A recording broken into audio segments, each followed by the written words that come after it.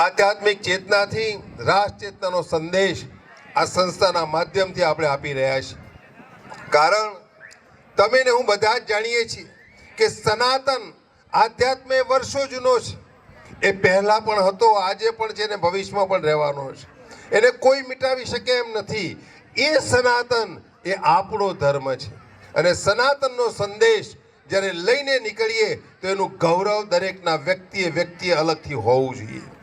આજે રામ મંદિરનું નિર્માણ થયું અને આજે જે મહાકુંભનું જે આયોજન થયું છે, આ બે એવા પર્વ આપણા સમય દરમિયાનની અંદર આ 2 વર્ષની અંદર જે થઈ રહ્યા છે એ આવનારા દિવસોની દિશા નક્કી કરશે.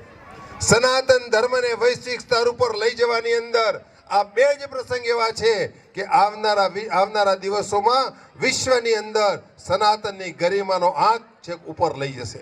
અને એ સંજોગોની અંદર આપણે શું કરી શકીએ એનું સતત ચિંતન અને મંથન આપણે કરવું જ પડશે.